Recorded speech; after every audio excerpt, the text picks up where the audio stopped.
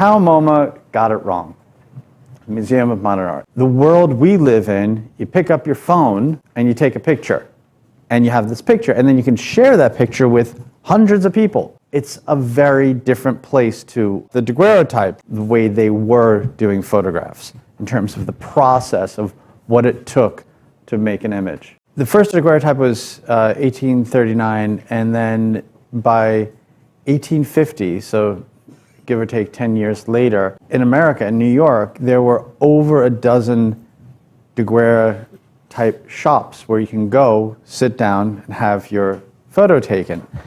And then the back scene was that process. So that it was not something like a Polaroid camera that just prints out a print. It's not happening like that. There's this huge process that happens, and that really took some time before photography was so readily produced that it would be developed, and then also in editions, right? That's one of the things that's unique about the daguerreotype. Also, for this very long stretch, the first at least dozen years, there was only one image. There was no negative. It was a solid image that was made on this plate, and that's it. And the first negatives were paper, and they really weren't very high resolution.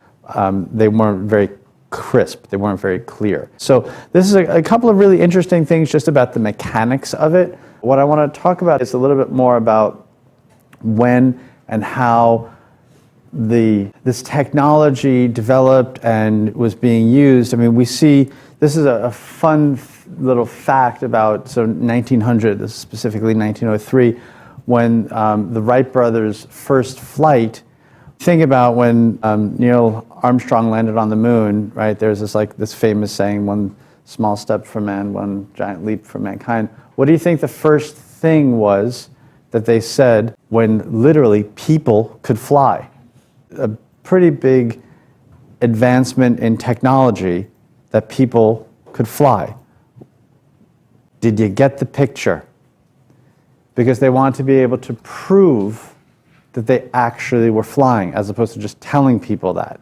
So this was this issue that is proof that they made a machine that could fly, right? So this was something else that just ties together with what I want to talk about today, is the objective truth of photography, what that does, when it's used, how it's used. What we've seen before is, and we're going to talk a little bit about portraiture. Early on, it was still very much documentation of people standing, places, city streets, like looking out of a window, those kinds of things. Even travel was being documented. It was still very objective.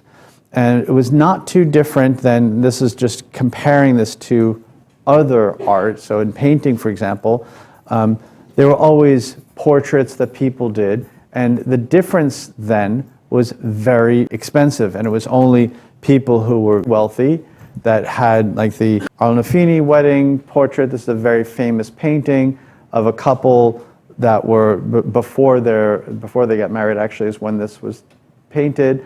Or the Ambassadors by Holbein, very famous portrait of these ambassadors, or this lady, right? It's always this issue of, it could be status, it could be wealth, but it took time to make a painting. Fast forward, and then you still had people that were making smaller versions of these little painted miniatures that people could carry with them, but they still took a lot of time, and it was really, well, they look like wealthy people, right? That's another issue. It cost a lot of money and took a lot of time. So this is all preceding film. So as I mentioned before, in New York, there was over a dozen daguerre-type shops where you can go and have your picture taken. That cost about $30. $30 then was a month's wage of normal people, right? So that was really expensive. And why was that? It was to document people before they went off to war, or document a family, maybe a new wedding or something like that. So there were other ways that people were documenting that was less expensive than doing these portraits. This is preceding the daguerreotype, which is these silhouettes. But this is a really interesting story too, how this, this word silhouette that we are very familiar with was actually a person. This Etienne de Silhouette was the French finance minister known for penny pinching. And there's two lines of the story that go. One of them is that it became a satire of anything that was on the cheap. You did a silhouette picture because it was much less expensive than having a painting done. But apparently this finance minister was very interested in this technique of creating silhouettes and cutting them out, that apparently people that were critiquing him and his penny pinching, often compared to this sort of Machiavellian like stinginess of the way things have to be in control and not bending the rules for anything. Apparently people started dressing like the silhouettes, so they would dress from head to toe in black, as if they were all these walking silhouettes, which is really interesting. Anyway, this has nothing to do with photography other than people are always looking at ways to represent what's going on at that time. You all know this. These long exposures, sometimes between 5 and 10 seconds. Usually it would be a couple of minutes that they would have to sit in front of a camera for the exposure to happen, right? This is before apertures and shutter speeds were developed. But this was a really fun thing that you would go when you would sit for a really long time to have your picture taken. But some people approached it a little bit different. So one of the people who was considered an amateur photographer, Julia Margaret Cameron, she had a camera and was taking pictures of her friends and people that she was coming into contact with as an amateur. Now, I like the word amateur a lot because the 19th century version of the word amateur is different than what we say now. So, for example, even if you are an accountant but you need to repair some things at home, you're going to go to Home Depot, and are you going to buy the amateur drill and saw set, or are you going to get the pro version? They don't sell an amateur version, right? That's the way that we speak now. You're going to always get the pro version, even though you're not a professional carpenter or plumber or electrician, by far not, but you're going to go and buy the pro version, right? So that's the way we think right now. But then the idea of an amateur was a person, well, the root of the word amateur is amor, right? So it's love for this thing, whatever you're doing. If you're an amateur photographer, it's love for photography. That means you're investing a lot of your time and energy and research and resources into whatever that is. So you could be an amateur painter, doesn't mean you're just painting by numbers. That means you're actually investing a lot of time and energy and passion into what you do. Not necessarily meaning that you're a pro, but you definitely love what you do. That's why I like to talk about that with Julia Margaret Cameron, because she was very much doing this because she had this device and was doing it for fun, and taking pictures of, for example, this is her niece, and people that she happened to come into contact with that were friends. So this is John Herschel. What is John Herschel famous for? He is the one who coined the term that we use now, photography. He is the one who first put those Greek roots together, photography. Other people that she was in contact with was lots of writers and other. This is a circle of people that she knew, Alfred Tennyson, and this guy. These are people that would just sit for her as an amateur photographer, that she took this famous picture of Charles Darwin. But in that context of people that were around her, it was mostly friends. First of all, I'd like to point out that Julia Jackson, that's Virginia Woolf's mother, but this is not the same kind of portrait that you saw of the majority of the other daguerreotypes where people sit in a very stiff and stare and there's no smile. Well, she's not smiling, but just the light, the pose. That's one of the things too that I like to point to with some of the other ones. They're not looking at the camera. They're the 3/4 turn. They're looking down to the side or profile. These are just a little bit different somehow than what the typical very cold, very stiff portraits were. And then moving forward with that, she actually started also just taking pictures of kids that were around. And then having fun with it, she would take the kids and put them together. You could see that these people in the background are moving a little bit because they took the long exposures. But it adds another quality to it than these very, very stiff, very rigid, very posed. And she was approaching this a little bit differently. So that's sort of where I want to go moving forward with looking at photography, at how people were looking at people, not just looking at this machine that documented things. But the question is, can we use this machine that's documenting things and make it more interesting? So this is one very well-known American photographer, Edward Weston, that is just a really simple portrait, but something else is going on there. Here's another Edward Weston, simple still, just like we saw these other photographs being shot outside of a window of a street, but there was something else that they were tying into, this sort of spirit of the time, of the industrialization, of the space, of the working class, the steel production, of the environment. Or August Sander, very famous German photographer, where they were very matter-of-fact, but there was something more to them, that oftentimes these images of people in their everyday activities, but it played with a certain sensitivity in the subject matter or the position, point of view of the camera. And then there was a whole group of younger photographers. This is Ansel Adams. A lot of you are probably familiar with the name. There's a whole group of photographers, F64 group, that was based in the Bay Area, San Francisco, that were really interested in documenting nature, basically, documenting what they had a lot of access to, different situations. Here's this typical Ansel Adams of mountains, but there was a lot more to it, how the contrast was created of different exposures for the foreground versus the background, and that's a lot of the technical stuff, but what I want to point to is this idea of documentation.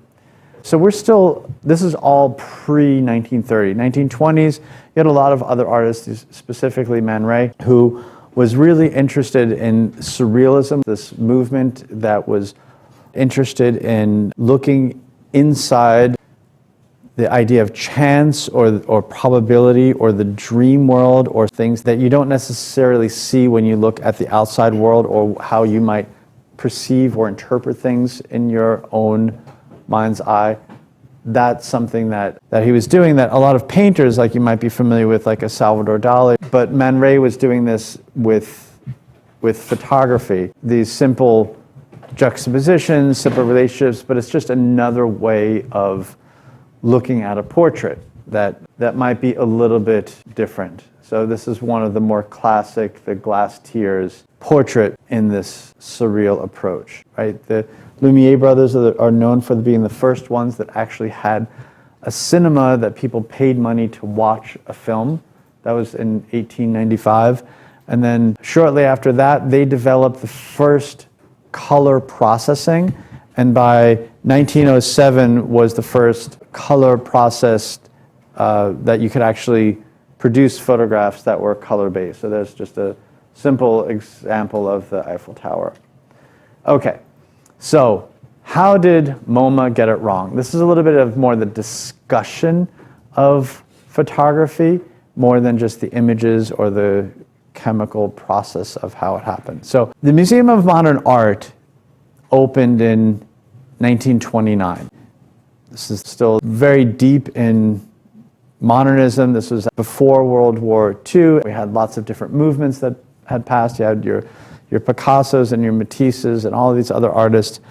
But just as much as it's fascinating that in 1900 you had airplanes and automobiles and all these other things, by the time 1929 rolled around, you realized that what was modern was abstract. It wasn't just looking at pretty pictures anymore. Pretty picture is not necessarily enough. So one of the things that Alfred Barr, who was the first director of MoMA, he put together this exhibition in 1936 of Cubism and abstract art. These were the big artists, the Picassos and Brocks and Kandinskys and all of the new types of abstract art. And in a very modern way, I'm saying that sort of critically, in a modern way, in a very linear way of thinking, he creates this wall in MoMA when you walk in that basically maps out how Cubism developed, showing from Japanese prints and influences from the Near East, and then you had Fauvism in this direction, and then you had things like the African masks that influenced Cubism and how that broke down. So basically, what he was doing was saying that there was this very specific way that allowed abstract art to occur. But one of the things that he was also making this comment about was that abstract art occurred because of photography. Because as soon as we were able to not have to spend a lot of money on making these little miniatures, or people weren't interested in doing cutout silhouettes, that we didn't need to go through all of that if we could just take a picture. So there was no need for painters to learn how to paint portraits anymore. They started doing other stuff and exploring other things and making their art more abstract, which has lots of problems with it. The part of it was that it was this very linear, very singular way of thinking that was limited, and because it was done in the Museum of Modern Art, people were accepting that as being the correct history, which it was really just one very one-sided, very linear, very narrow history, basically saying that photography made this happen. I'm simplifying it a lot. But because of the response and the pushback on that, at that point, photography was not seen as an art. Photography was an object you used to document things. Photography was a mechanical process. It was, if anything else, a toy for newspapers or for family pictures. It wasn't art, right?